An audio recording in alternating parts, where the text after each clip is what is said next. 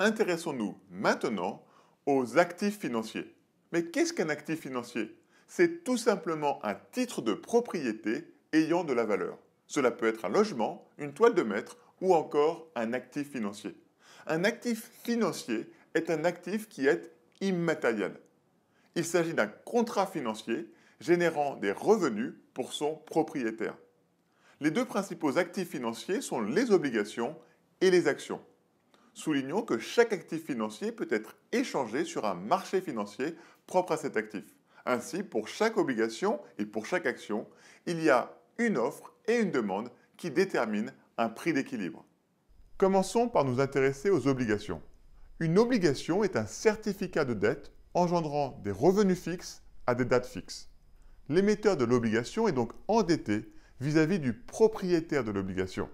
Les obligations peuvent être échangées sur le marché obligataire. Par exemple, si Renault a besoin d'argent pour construire une nouvelle usine, l'entreprise a deux manières d'emprunter. La première est de contracter un emprunt auprès d'une banque. La seconde est d'emprunter directement sur les marchés financiers en émettant des obligations. En l'occurrence, une obligation, c'est un morceau de papier sur lequel est écrit « Renault s'engage à verser 100 € au propriétaire de ce morceau de papier à la date du 30 juin 2021. Pour emprunter, il suffit à Renault de vendre ce morceau de papier, cette obligation, au plus offrant. Soit une obligation promettant un revenu de 100 € dans un an.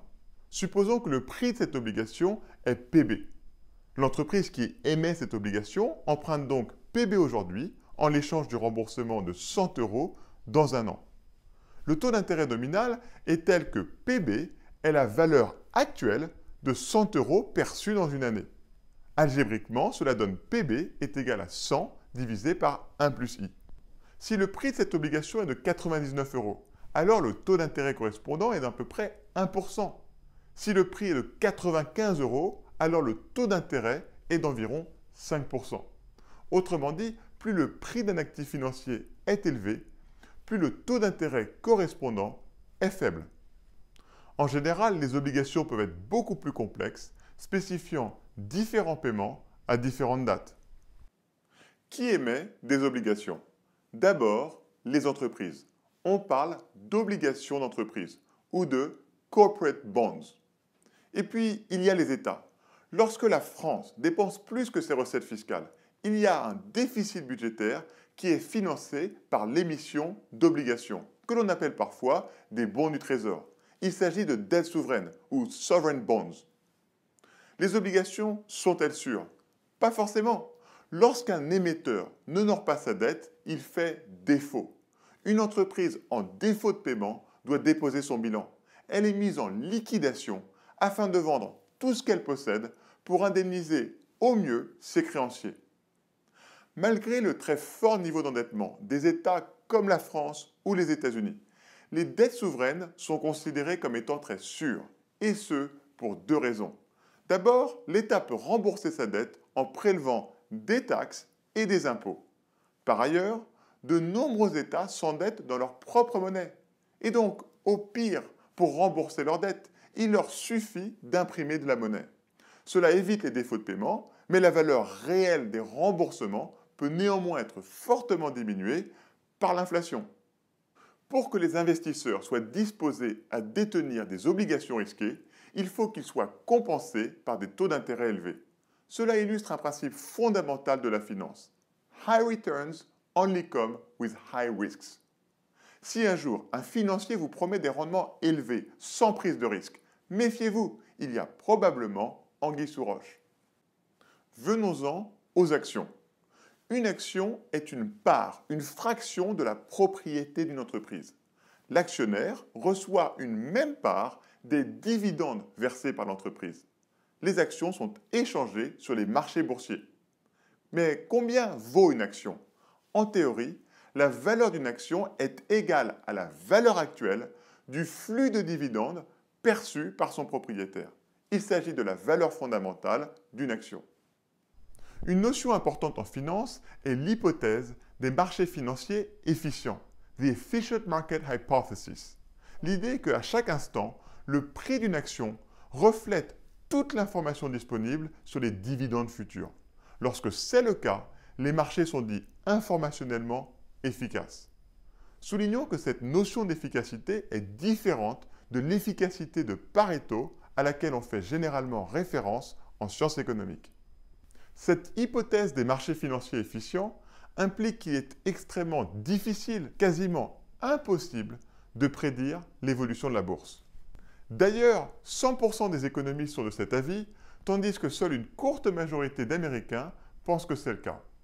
Aux États-Unis, le rendement moyen sur les obligations sans risque, qui sont les bons du trésor émis par l'État américain, est extrêmement faible, moins de 1% par an, tandis que le rendement moyen sur les actions est proche de 8% par an. Ceci étant, les actions sont beaucoup plus risquées que les obligations. Certaines années, la bourse fait plus 30%, d'autres années, moins 30%. Vous remarquerez que les obligations qui sont sans risque en termes nominal sont légèrement risquées en termes réels à cause de l'imprévisibilité de l'inflation. Quel conseil d'investissement peut-on donner à un épargnant sur la base de l'hypothèse des marchés financiers efficients? Je crois qu'il y a 3 points à retenir. Le premier est qu'il est souhaitable de détenir à la fois des obligations sans risque et des actions. Si un individu est très averse au risque, il détiendra plus d'obligations sans risque et moins d'actions. A l'inverse, un individu qui est moins averse au risque détiendra plus d'actions. Le deuxième point est qu'il faut avoir un portefeuille d'actions diversifié afin d'éliminer le risque propre à chaque entreprise.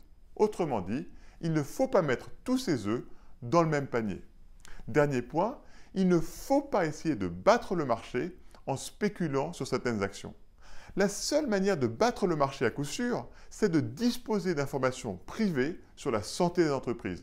Mais ça s'appelle un délit d'initié et c'est strictement illégal. Ces conseils sont des conseils de sagesse en matière d'investissement. Je serais tenté d'en ajouter un quatrième, venant de Warren Buffett, cet investisseur de génie qui est aujourd'hui le 3e homme le plus riche du monde. Be greedy when others are fearful and be fearful when others are greedy. Autrement dit, méfiez-vous des comportements moutonniers sur les marchés financiers. Soyez donc inquiets lorsque les autres sont euphoriques et soyez gourmands lorsqu'ils paniquent. Pour finir, tâchons de distinguer les actions et les obligations, non pas du point de vue des ménages, mais du point de vue des entreprises. Une entreprise qui veut réaliser un investissement a 2 manières de le financer. La première est d'emprunter en émettant des obligations. La seconde est d'émettre de nouvelles actions. On parle d'augmentation de capital. Cette deuxième solution a pour conséquence de diluer les actionnaires préexistants. Il faut savoir que les revenus des entreprises sont prioritairement consacrés au remboursement de leurs salariés, de leurs fournisseurs et de leurs créanciers. Les actionnaires ne perçoivent des dividendes que si ces revenus sont suffisamment élevés, ce qui explique pourquoi les actions sont fondamentalement plus risquées que les obligations.